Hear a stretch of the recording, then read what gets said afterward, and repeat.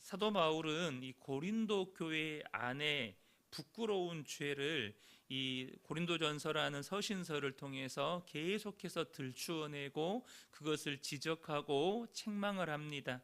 이 앞 장들에서 사도 바울이 이 고린도 교회 안에 있는 죄들, 고린도 교회 안에 일어나고 있는 그 죄들에 대해서 몇 가지 지적한 것들이 있는데요. 그것을 좀 간략하게 나누면, 첫 번째는 교회의 주인은 예수님이신데, 교회의 머리가 예수님이신데 그 자리에 사람을 앉혀놓는 죄였어요. 그러니까 예수님의 주인 되심을 부인하는 거였어요. 그게 뭐였습니까? 자신들이 추종하는 사람들을 중심으로 모여서 파벌을 형성하고 서로가 다투고 분열하는 문제. 단순히 다툼과 분열의 문제는 여러분 결과물이에요. 핵심은 뭐냐면 교회의 머리가 예수님이신데 그 자리에 자신들이 추종하는 사람을 앉혀놓는 거예요.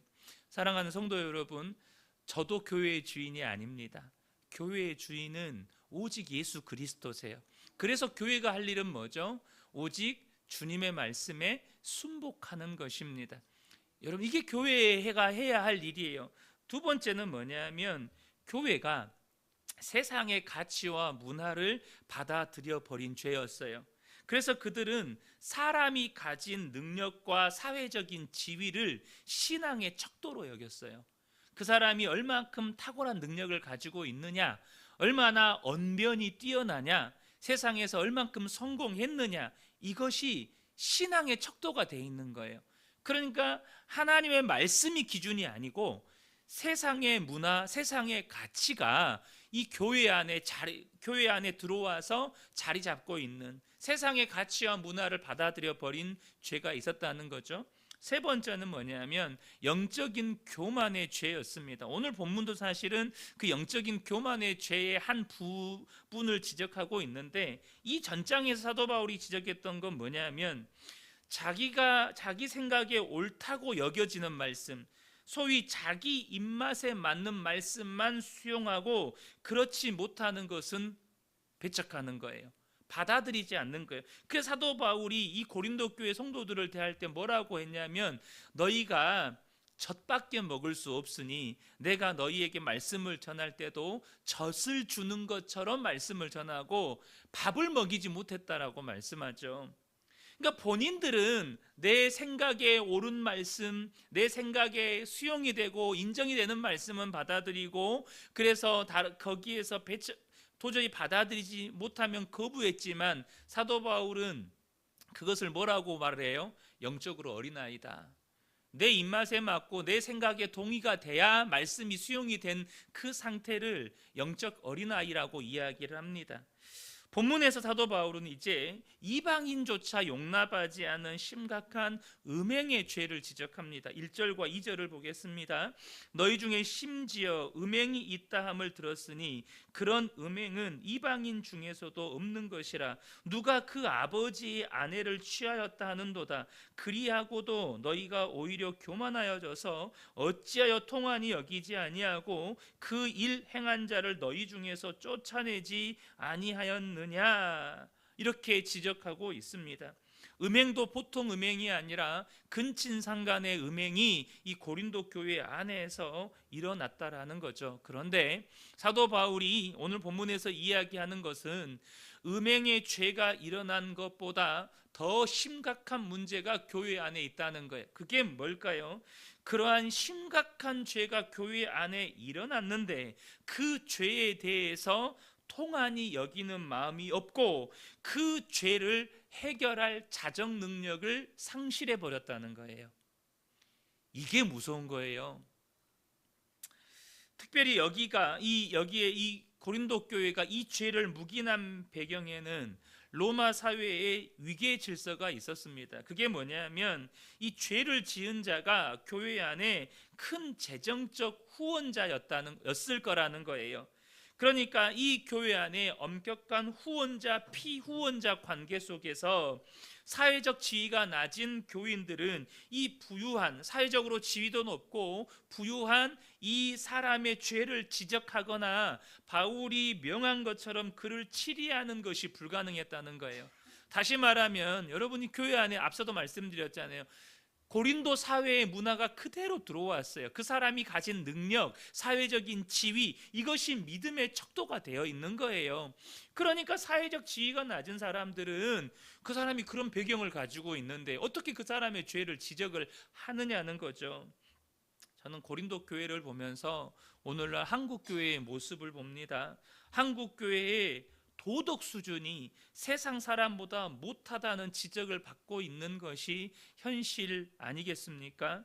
분명히 성도는 세상의 빛과 소금으로 부르심을 받았습니다. 세상을 부패하게 만드는 죄를 막아서고 세상의 어둠을 밝히며 우리의 착한 행실을 보고 하나님께 영광을 돌리게 할 존재로 우리는 부르심을 받았어요. 그런데 여러분, 지금 한국교회의 모습은 어떻습니까? 얼마나 영적으로 도덕적으로 부끄러운 모습이 많느냐는 거죠. 여러분, 저는 고린도 교회를 보면서 또한 우리 교회의 모습도 봐요.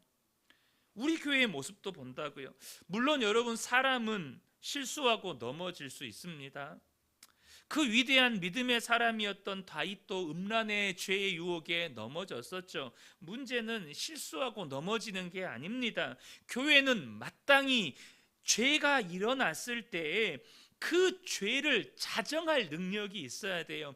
성도는 실수하고 넘어지지 않는 사람이 아니에요. 성도는 얼마든지 실수하고 넘어질 수 있어요. 그러나 우리가 성도인 이유는 뭐죠? 자신의 죄를 부끄러워할 줄 아는 거예요.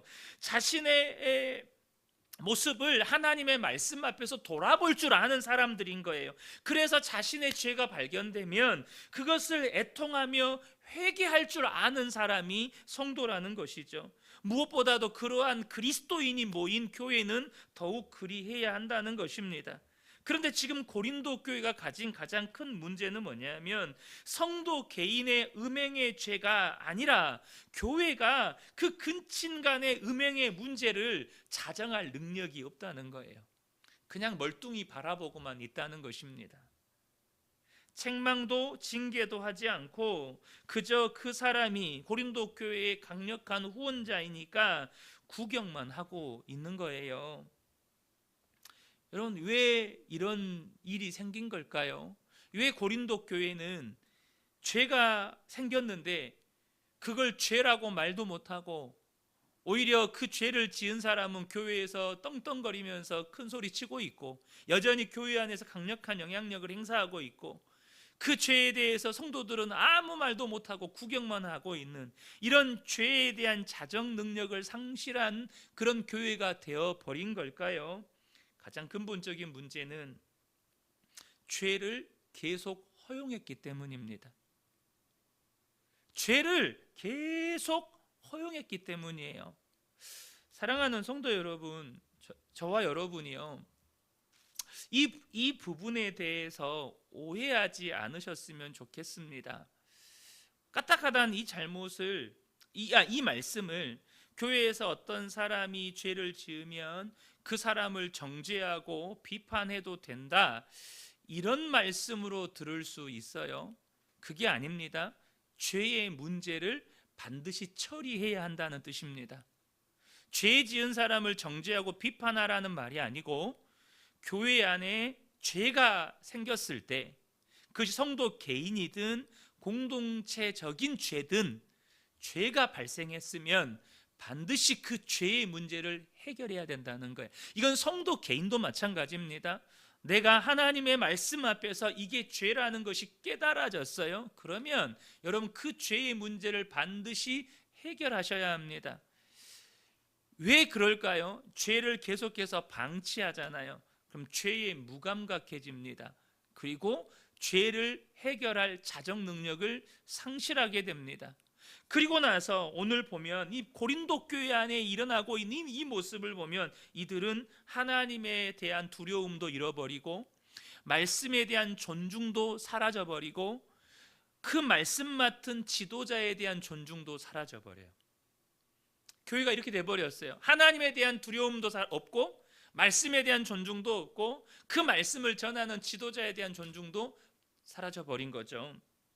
특별히 본문에서 사도 바울은 이 음행의 죄를 지적하면서 죄가 가진 무서운 특징을 한 가지 이야기합니다. 6절을 보시면 너희가 자랑하는 것이 옳지 아니하도다. 그러면서도 이 고린도 교회는 이 자신들의 어떤 능력과 은사들을 막 자랑하면서 교만하고 있었어요. 그런데 이 죄가 가진 특징이 뭐죠? 적은 누룩이 온 덩어리에 퍼지는 것을 알지 못하느냐. 죄가 가진 무서운 특징을 사도 바울이 이야기합니다. 그게 뭡니까? 적은 누룩이 온 빵덩어리에 퍼져서 이걸 부풀리는 것처럼 아무리 작아 보이는 죄라 할지라도 죄를 허용하면 그 죄는 공동체를 오염시킨다는 거예요. 여러분, 우리가 죄에 대해서 어떤 태도를 가져야 하는지 여러분 분명히 사도 바울은 이야기합니다.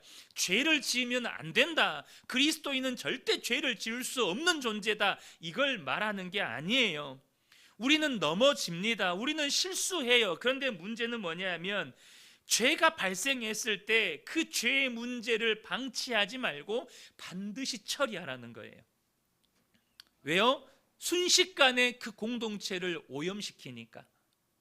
순식간에 공동체를 오염시키니까 죄를 방치하지 말라는 거예요. 그러므로 여러분, 우리 안에 죄가 들어왔어요. 그러면 그 죄를 방치하지 않고 반드시 처리하려면 어떻게 해야 되죠? 우리 안에 쉽게 말하면 죄가 들어왔다는 것을 인식할 수 있는 영적인 경보 장치가 켜져 있어야 돼요. 영적인 경보, 지금 알람, 죄가 들어왔어요. 여러분, 우리가 몸이 면역 체계가 건강한 사람들은요, 몸에 예를 들면 바이러스가 침투했어요. 그러면은 그 면역 체계가 몸에 들어온 이 바이러스나 이런 것들을 공격하면서 무슨 현상이 발생하죠? 몸에 막 열이 납니다. 열이 나. 그러니까 지금 우리 면역 체계들이 그 바이러스를 몰아내기 위한 작용으로서 막 몸에 열이 나죠. 이처럼 우리 안에 죄가 들어왔을 때 그 죄가 죄라는 것을 인식하고 처리할 수 있는 영적인 경보 장치가 반드시 켜져 있어야 돼요. 그것이 무엇입니까? 바로 말씀과 성령으로 늘 깨어 있어야 한다는 것입니다. 말씀과 성령으로 늘 깨어 있어야 된다는 거예요. 우리가 날마다 말씀 앞에 자신을 세우셔야 합니다. 여러분, 위조 지폐 감별사가 어떻게 위조 지폐와 진짜 지폐를 구별하는지 여러분 들어보셨죠? 위조 지폐 감별사는요, 위조 지폐가 어떤 특징을 가지고 있는가를 연구하지 않습니다. 오로지 진짜 지폐의 특성만 계속해서 연구하고 그것만 쳐다봅니다. 진짜 지폐를 정확하게 파악하고 있으면요, 그 진짜 지폐와 다른 위조 지폐의 특징을 찾아냅니다. 여러분, 저와 여러분이 말씀 앞에 서셔야 돼요. 말씀으로 우리의 심령을 채우셔야 합니다. 그래야 세상의 가치와 문화가 우리 안에 침투해 들어오고 세상의 죄가 우리 안에 들어올 때 영적인 경보장치가 탁 켜지는 거예요. 이건 말씀이 아니다. 이건 하나님의 뜻이 아니다. 이것은 하나님이 기뻐하시는 일이 아니다. 이것에 대한 경보장치가 켜집니다. 그런데 안타까운 것은 오늘날 대부분의 성도님들의 교육 수준이 굉장히 높아요. 그러니까 듣는 것도 많고 아는 것도 많아요. 이게 사실은 무서운 거예요. 듣는 것도 많고 아는 것도 많다는 건 말씀이 아닌 세상의 가치와 문화도 우리 속에 들어와 있는 게 너무 많다는 겁니다. 저는 세상의 어떤 지식과 정보를 우리가 습득하면 안 된다는 말이 아니에요. 오히려 그것이 이 하나님의 말씀과 정면으로 배치되는 것들이, 하나님의 말씀을 대적하는 것들이 지식이라는 이름으로, 정보라는 이름으로 우리 속에 들어와 있는 게 정말 많다는 거예요. 그렇기 때문에 우리가 더욱더 말씀 앞에 우리 자신을 세우고 말씀과 성령으로 여러분 우리의 영적인 경보 장치를 켜셔야 돼요. 여러분, 지금 여러분이 말하고 있는 것이 하나님의 말씀인지 아니면 그저 내 생각과 내 판단과 어떤 내 기준인지 여러분 분별하실 수 있으셔야 한다는 것입니다. 그래야 여러분 공동체 안에 혹은 내 안에 죄가 들어올 때 경보장치가 켜져요. 아, 이거 하나님 말씀 아닌데, 이거 하나님 기뻐하시는 일이 아닌데, 경보장치가 켜져요. 그러면 거기에 대해서 우리가 돌이키고 대처하는 것이 되는데, 그게 안 되면 죄가 들어오고 또 죄가 들어오고 죄가 들어오면 우리 안에 영적으로 무뎌지고 죄를 해결할 자정 능력이 사라지게 된다는 것입니다. 지금 고린도 교회는요, 지금 죄에 대한 자정 능력을 상실했다는 거예요. 그래서 사도 바울이 지금 하는 이야기가 무엇입니까? 13절에 밖에 있는 사람들은 하나님이 심판하시려니와 이 악한 사람은 너희 중에서 내쫓으라. 여러분, 이 말씀이 무섭게 들릴 수 있어요. 그런데 사도 바울이 그렇게 하는 이유가 있어요. 5절에 보면 이런 자를 사탄에게 내주었으니 이는 육신은 멸하고 영은 주 예수의 날에 구원을 받게 하려 함이라.